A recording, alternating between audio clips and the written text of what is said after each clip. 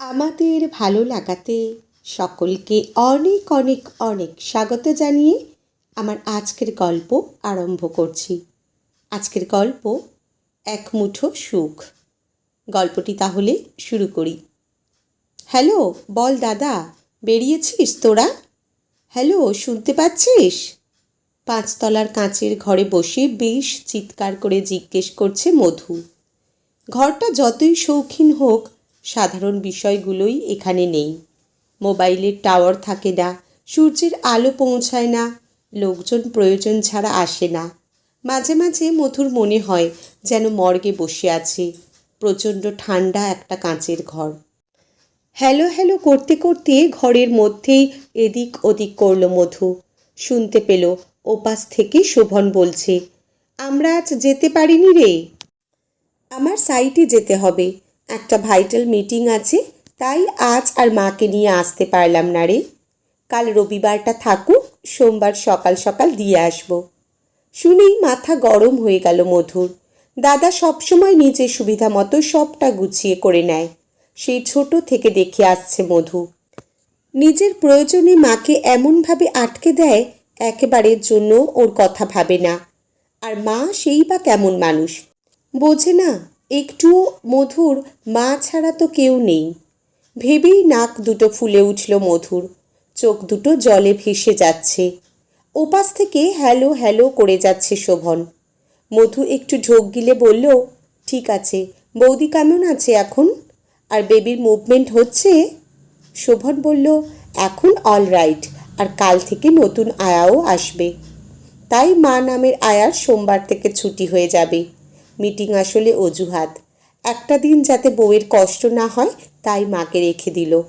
মাও এমন বোকা, বংশের প্রদীপ জ্বলবে সেই আনন্দে যে যা বলছে করে যাচ্ছে। মনে মনেই বলে যাচ্ছে মধু।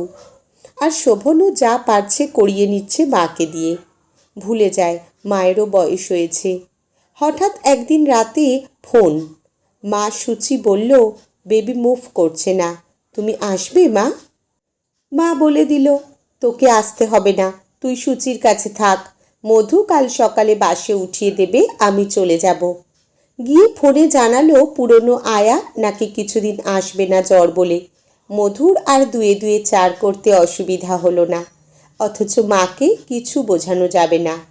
ঠিক আছে, রাখি রে, তুই সাবধানে থাকিস। শোভন শেষ কথাটা বলে ফোনটা রেখে দিল। কত ভালোবাসে বোনকে ভেবেই মাথাটা আরও গরম হয়ে গেল মধুর। কান্না পেয়ে যাচ্ছে বারবার। কতবার মাকে বলল ও, শনিবারটা অন্তত চলে এসো। সারা সপ্তাহ তাও কেটে যায়, রবিবারটা এক যেন গিলে খেতে আসে ওকে। বাসে করে যেমন চলে গেল, তেমনি বাসে করেই তো ফিরে আসতে পারতো। 1 ঘন্টা তো লাগে মাত্র। আসলে না, ছোট থেকেই দাদার প্রতি টানটা বেশি মায়ের, তার উপর বৌমা প্রেগনেন্ট। ঘড়িতে দেখল মধু 1:30 বাজে, আর আধ ঘন্টা পরেই ছুটি। সবাই কি খুশি আজ, হাফ, কাল ফুল ডে ছুটি। কিন্তু মধু? ভাবতে ভাবতে নিজের চেয়ারে এসে বসতেই কাঁচের দরজা ঠেলে মুখ বাড়ালো অফিসেরই একজন। ম্যাম, আসবো? মধু আসুন বলতেই একটা ফাইল নিয়ে ঢুকলেন বয়স্ক একজন লোক। এই কোম্পানিতে অনেকের থেকেই ছোট মধু। MBA শেষ করে বেশ উঁচু পোস্টে জয়েন করেছে। মাত্র 8 মাস হয়েছে এই কোম্পানিতে। কিন্তু এই 8 মাস কম নয় একটা কোম্পানির লোকজনের কাছাকাছি আসার জন্য। কিন্তু মধু সেই সুযোগটাও পায়নি। একটা কাঁচের ঘরে আটকে দিয়েছে ওকে। মাঝে মাঝে মনে হয় মধুর কি দরকার ছিল এত পড়াশোনার, যার জন্য এতটা দূরত্ব সবার থেকে। ভাবতে ভাবতে সব কটা ফাইল সই করে দিল মধু। তারপর হেসে বলল, বেরোবেন না? লোকটা একটু অবাক হলো, কারণ এসে থেকে খুব বেশি কথা হাসাহাসি মধু কখনো করেনি। কে কি ভাববে এই জন্যই আরও করেনি। আর অফিসের কেউ সেরকম মধুকেও ঘাঁটায়নি কখনো। হয়তো পোস্টের ভারে এতটা দূরত্ব। লোকটা হেসে বলল, এই তো, এই প্রজেক্টটা মেইল করেই বেরিয়ে যাব। বাইরে আবার যা বৃষ্টি, আপনি বেরোবেন না? লোকটার মুখে আপনি শুনে খুব অস্বস্তি হচ্ছিল মধুর। ওর কাকার বয়সী তো হবেই। একবার ভাবলো, বলে আমাকে তুমি বলুন, আপনি বলার দরকার নেই। কিন্তু প্রফেশনাল জায়গায় সব কিছু চলে না। বড় ছোট এখানে খুব একটা ম্যাটার নয়, এখানে ডিগ্রিটাই আসল। লোকটা চুপচাপ দাঁড়িয়ে আছে দেখে মধু জিজ্ঞেস করলো, বাইরে সব বেরিয়ে গেছে? লোকটা বলল, না না, বাইরে তো পিকনিক চলছে।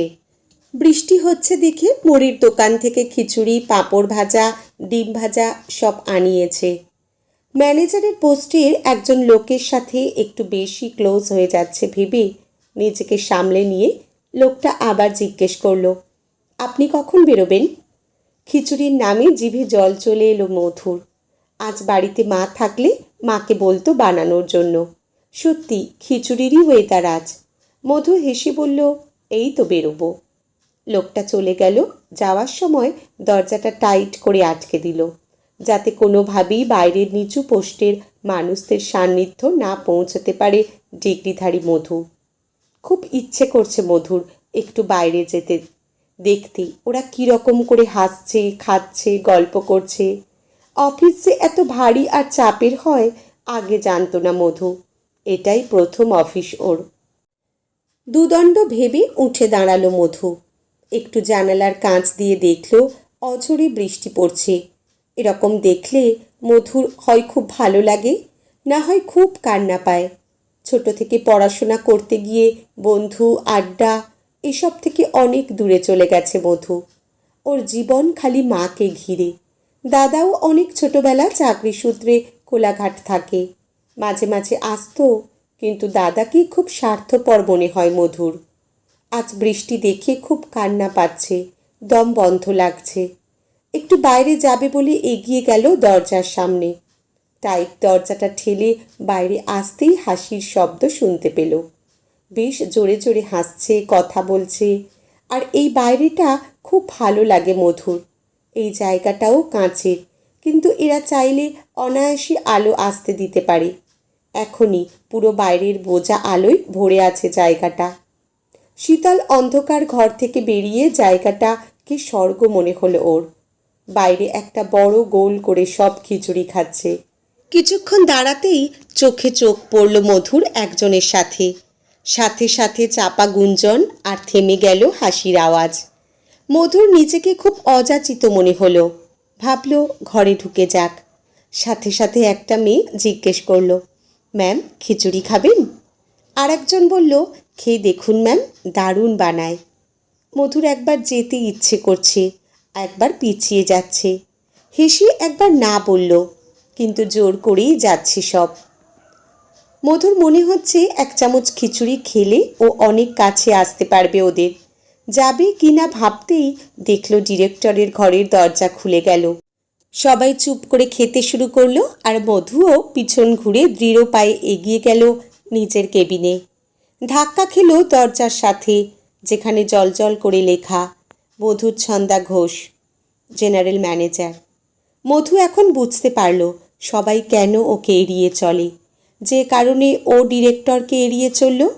উঁচু পোস্টের খেসারত এটা। যখন ফ্ল্যাটের দরজা খুলে মধু ঢুকল সেই অন্ধকার ঘর। বাইরে এখনও আলো আছে, কিন্তু এই অন্ধকার ঘর দেখে বোঝার উপায় নেই। অফিসেও সবার পরে বেরোলো আজ ও। তারপর বাজার করে কিছু কাজ সেরে অনেকটা দেরি করে বাড়ি আসলো। আজ নিজের হাতে খিচুড়ি বাজার করেছে মধু। রাতে গরম গরম খিচুড়ি আর ডিম ভাজা খাবে।